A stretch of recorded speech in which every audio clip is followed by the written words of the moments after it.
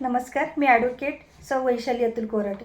आज आपण hit and run ॲक्सिडेंटमध्ये व्यक्तीचा मृत्यू झाल्यास काय करावे याबद्दल मी थोडक्यात माहिती सांगणार आहे। तर हिट अँड रन म्हणजे काय हे बरेच लोकांना माहिती नाही, पण आता बरेच वेळा मोठ्या प्रमाणात 2-4 वेळा मोठी ॲक्सिडेंट झाली, त्याच्यामुळे हिट अँड रन हा शब्द लोकांना माहिती झाला आहे आणि त्याबद्दल काय काळजी घेतली पाहिजे, काय केली पाहिजे प्रोसेस हे माहिती नसतं। म्हणून मी आज हिट अँड रन याबद्दल थोडक्यात आपल्याला कायदेशीर माहिती सांगणार आहे। आपल्याला चॅनल आवडल्यास, माहिती आवडल्यास माझ्या चॅनलला नक्की सबस्क्राईब करा आणि लाईक करा आणि काही तुम्हाला कायदेशीर माहिती हवी असेल तर मला डिस्क्रिप्शनमध्ये मेसेज करा। थँक्यू। हिट अँड रन म्हणजे काय? तर वाहनाने अपघात केला आणि व्यक्ती जखमी किंवा मृत झाली म्हणजे मरण पावली आणि चालक मदत न करता घटनास्थळावरून पळून गेला तर या कायद्यामध्ये त्याला हिट अँड रन असे म्हणतात, म्हणजे ती हिट अँड रनची केस होते। हा कायद्याने गुन्हा आहे, चुकून झाला असेल तरीही देखील तो हिट अँड रनचा गुन्हा समजला जातो। अपघातानंतर तात्काळ जखमींना जवळच्या रुग्णालयात घेऊन जा, जवळच्या सरकारी किंवा खासगी रुग्णालयात दाखल करा, पोलिसांना तक्रार द्या किंवा FIR दाखल करा किंवा 112 वर कॉल करा, म्हणजे संपूर्ण माहिती पोलिसांना ती द्या। आणि FIR मध्ये अपघाताची जागा, तारीख, वेळ आणि ठिकाण सर्व माहिती नीट द्या, म्हणजे ॲक्सिडेंट कुठे झाला आहे, किती वाजता झाला आहे, तिथे कोण होतं हे सगळं व्यवस्थित त्यांना द्या, पत्ता व्यवस्थित द्या, ॲड्रेस द्या, काय असेल तर सगळं व्यवस्थित सांगा। वाहन चालक पळून गेल्याची माहिती द्या, म्हणजे तो जागेवर नाही आहे, तो पळून गेलेला आहे हे देखील व्यवस्थित सांगा।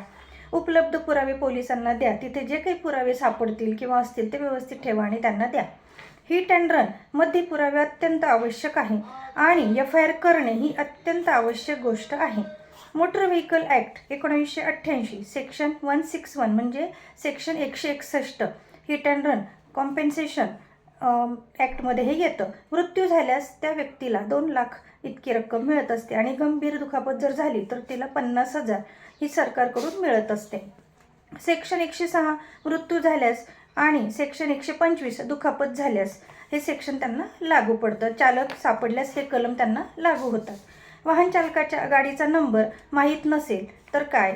अनेक वेळा नंबर दिसत नाही, अंधार असतो, गर्दी असते, तरीही FIR करता येते। म्हणजे तुम्हाला गाडीचा नंबर माहिती नाही आहे किंवा अंधार आहे, तो गर्दी खूप झाली, तुम्हाला बघता आलं नाही, असं जर काही वाटलं तरी देखील तुम्हाला हिट अँड रनची केस ही करता येत असते।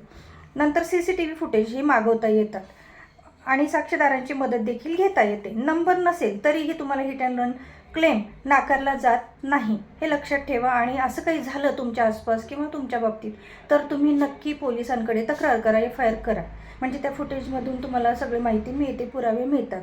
त्याच्यामुळे घाबरून जायचं नाही आणि कंप्लेंट नक्की करायची असते। भरपाई कशी मिळते? तर जिल्हा कलेक्टर ऑफिसमध्ये अर्ज करता येतो, तहसीलदार कार्यालयात तुम्हाला अर्ज करता येतो किंवा पोलीस स्टेशनमध्ये जाऊन तुम्हाला अर्ज करता येत असतो। कागदपत्रे त्यासाठी कोणती लागतात? तर FIRची कॉपी लागते, पोस्टमार्टम रिपोर्ट लागतो किंवा मेडिकल रिपोर्ट लागतो, आधार कार्ड लागतं आणि बँकेचा तपशील देखील लागत असतो। चालक सापडल्यास काय करायचे? तर वाहन सापडले, चालक ओळखला गेला की मग सेक्शन 166 म्हणजे 166 मोटर व्हेकल ॲक्ट अंतर्गत भरपाईची तुम्हाला केस ही करता येत असते। इन्शुरन्स कंपनी जबाबदार असते, भरपाई जास्त तुम्हाला मिळू शकते। कायदेशीर सल्ला मी तुम्हाला एवढंच सांगू शकते की FIR न करता बसू नका, तोंडी सेटलमेंट ही अजिबात करायची नाही। सरकारी भरपाईचा अर्ज वेळेवर करा, म्हणजे त्याची काहीतरी मुदत असते, ती व्यवस्थित बघा आणि सरकारी अर्ज नक्की करा। वकिलांचा सल्ला नक्की घ्या। तुम्हाला हिट अँड रनमध्ये हक्क माहीत नसल्यामुळे अनेक लोकांना भरपाई मिळत नाही। हिट अँड रन हा गंभीर गुन्हा आहे, योग्य माहिती असेल तर योग्य कारवाई केली तर न्याय मिळतो आणि नुकसान भरपाई देखील तुम्हाला मिळत असते। अशा प्रकारे मी तुम्हाला हिट अँड रनची थोडक्यात माहिती सांगितलेली आहे, तरी पण तुम्ही वकिलांचा सल्ला नक्की घ्या। आपल्याला ही माहिती कशी वाटली नक्की सांगा आणि व्हिडिओ आवडल्यास लाईक करा, सबस्क्राईब करा। थँक्यू।